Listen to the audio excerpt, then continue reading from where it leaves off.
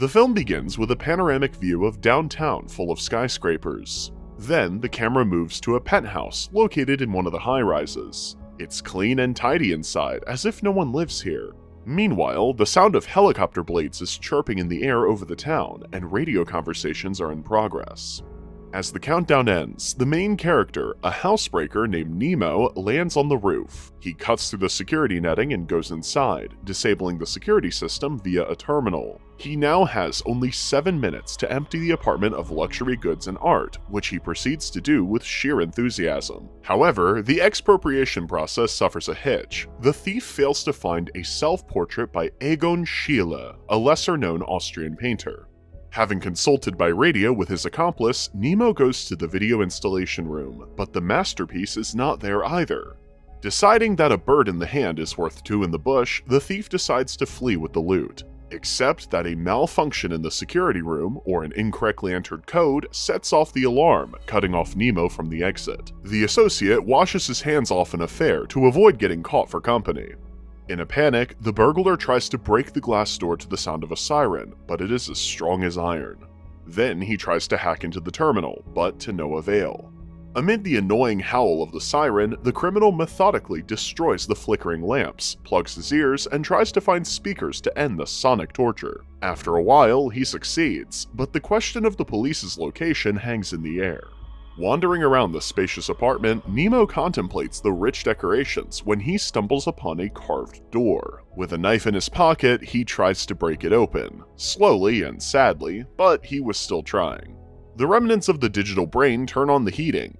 The character wants to quench his thirst, but the water in the tap stops flowing after a few drops. Then he inspects the fridge. The voice of a virtual assistant reminds him that there's nothing left and that he needs to replenish the stock. Tired of pounding on the locked door, Nemo rests on the couch, trying to contact his companion over the radio. Not getting an answer, he retrieves vodka, moldy cookies, and black caviar from the refrigerator, and then refreshes himself, sitting in front of a malfunctioning television, connected not only to cable channels, but also to the video surveillance system. On one of the screens, Nemo sees a security guard. After spending the night in the owner's bedroom, in the morning, the hero hears the sound of a helicopter.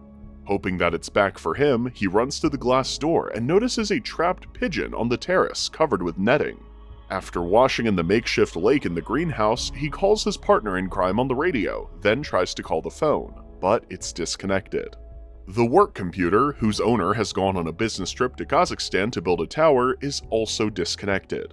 Nemo diversifies his confinement by doing joyful things, like going to the bathroom and admiring moldy oranges. He uses the citrus fruits to try to break the glass, but expectedly to no avail. He notices a light window on the ceiling, which can either be opened or broken. He builds the Tower of Babel out of furniture he finds, but in silence, so as to not anger higher forces or encourage schizophrenia. Washing up during a break, a thought crossed the character's mind. He finds a buried garden hose in the greenhouse among the plants. But, like the rest of the water system, it doesn't work. To quench his thirst, the thief is forced to suck ice from the refrigerator. Ripping the chairs, Nemo reinforces the obtained construction with a cloth, which he wants to climb up. Soon, he bravely, like a mountain climber, creeps to the top of the man-made shaky mountain. Yet, it's not enough to get to the window by a hair's breadth, and the thief is forced to climb back down in order to address the architect slumbering inside and sketch a new plan for the tower. In the process, the smart house turns on the images from the surveillance cameras, and Nemo sees the maid having lunch on the steps. When she finishes her lunch and leaves, the frustrated man walks over to the shattered control panel, trying to set the thermostat a little cooler. But he has other problems besides the temperature setting. He is running out of food, and his attempts to open cans without a can opener results in a cut on his hand. Later, Nemo is forced to escape the heat and thirst in the open refrigerator to the upbeat beat of Macarena, automatically turned on by the house as a reminder that the door has been open for too long. After tearing up the canned food by nightfall, he strengthens himself and notices that the pigeon on the porch is hiding under a tree from the rain, unable to find its way out of the netting trap. The next day, using the object of art as a chisel, the hero opens the freezer where the supplies, meat and canned dog food, are stored. Just then, he hears the noise of pouring water. The sprinkler in the greenhouse is automatically turned on. He runs to it to have a drink while he can and lie under an improvised shower. The prisoner of the penthouse continues to search for a way to escape by tearing down curtains and turning beds upside down. All the materials go to strengthen the Salvation Tower, which, however, still wobbles like a drunken sailor in a storm. But even so, Nemo manages to reach the window on the ceiling, which at first glance is as solid as the walls. Exhausted by the heat of the night, he sketches in his notebook and also observes a maid named Jasmine on the cameras. He notices that she is just on the other side of the front door, but does not respond to the noise as she listens to music on her headphones in the process. Watching the girl walk away and take the elevator downstairs, Nemo does not immediately notice that the smart home has switched the climate control to a cooler mode. The hero rejoices at the gusts of cool air, but does it cautiously, realizing that anything can be expected from the broken piece of iron. The next morning, the waterer fills the bowls the man carefully left out. He gently pours the harvest into a bottle to last another day or two. When the thirst issue has been solved, even the intrusive Macarena is no longer as annoying. Nemo, having gained his strength, begins to rummage through the rooms of the spacious apartment he has not yet searched. Breaking a vase in the process, he uses the shards of protective glasses, rags, and obscene interjections. Having thus secured himself, the hero climbs up the tower and starts chiseling the window frame. The next day, Nemo is talking to himself while he prepares a meal to dispel the silent ennui that weighs down his brain with uncomfortable hopelessness. Later, while eating lunch, he observes the local workers through the cameras, talking to them like old buddies. In the process, the man sees Jasmine talking to some guy. Disassembling the window frame comes down to an iron nut that can't be removed with anything that Nemo has. Nemo brightens his evening by peering through a telescope at the city spread out beyond his reach, out to her behind the impenetrable glass. As the temperature slowly drops, the thief tries to fix the control terminal, but as fruitlessly as his other endeavors. Under the changed conditions, he is even forced to sleep covered by a blanket rather than in what the Terminator goes back in time. Days pass in the monotonous chiseling of window frames and observing the employees of the apartment complex through cameras. Languishing with boredom and loneliness, Nemo even has a conversation with a pigeon stuck on the other side of the glass. He asks the bird to fly to the park for help, but the bird can't find the hole it flew in through. Nemo also edits the pictures on the wall in the spirit of the 5th grade for fun. He adds glasses and horns to the depicted people. Later, after breaking into a wardrobe, the hero discovers a secret partition behind the wall. In it, he finds Sheila's hidden self-portrait and a rubber puppet of the house owner, as if buried here with a book on its chest. It turns out to be a copy of The Marriage of Heaven and Hell by the English poet William Blake, apparently designed by the author himself. Taking the stashed rarities, Nemo returns to the apartment, where he notices a dead pigeon, a companion in misfortune. In the evening, he sees Jasmine resting on the landing in front of the door, but all the noise he makes does not get through the thick door. Failing to reach her, the hero doomfully goes to bed. He dreams that he's at an exhibition hosted by the owner of the apartment. He meets him as a friend. They talk about Sheila's paintings, but Nemo is distracted when he notices Jasmine among the guests, while the other guests act as faceless extras, whose faces are hidden in the darkness. As his host proclaims his doom, Nemo moves farther and farther away, only to wander up the shimmering staircase in the darkness, directly toward his awakening in the prison of the monstrous penthouse.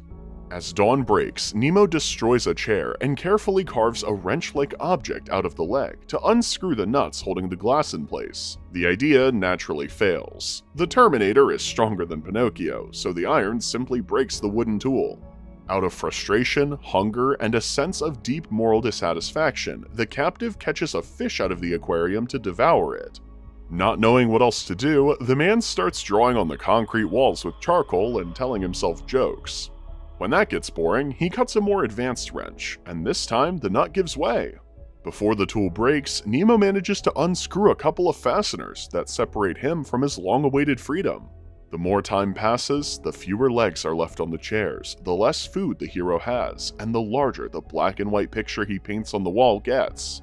Also, the thief, who voluntarily climbs into this prison, makes a man-made altar where he lays every nut he has unscrewed, thus symbolizing his hard work and path to liberation. Together with the drawing on the wall, they form a single composition.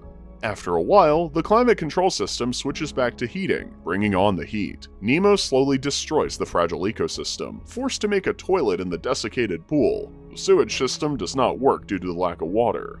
From continued hopelessness, he engages in throat singing, dressed in a strange costume he has found.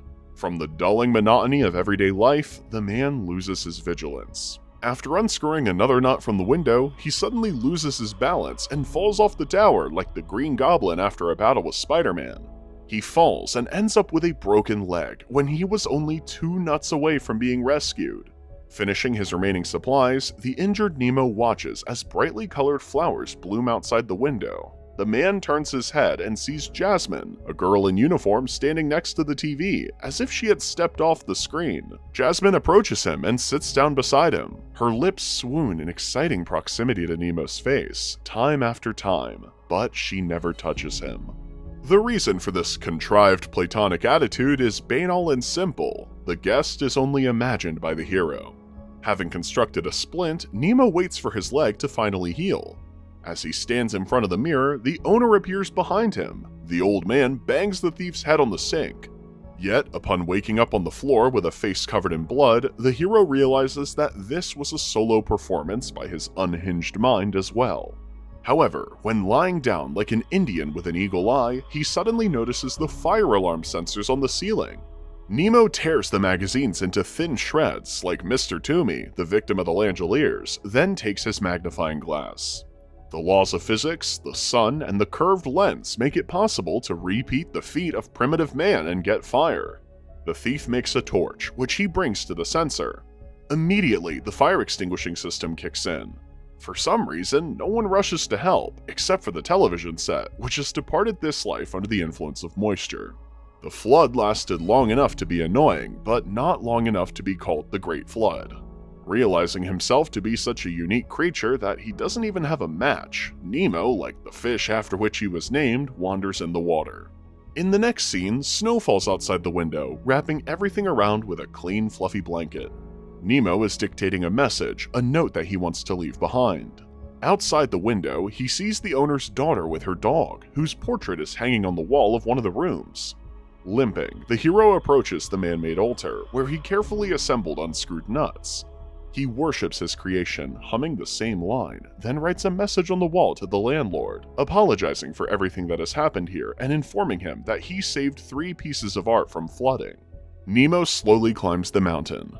Glass falls in the frame, no longer held by the nuts, after which the camera wanders through the apartment, cluttered by the thief, before stopping at a man-made cavalry with light shining in from the window. The mountain on which the petty criminal died, but was reborn as a sensible artist. This is where the film ends, along with Nemo's imprisonment.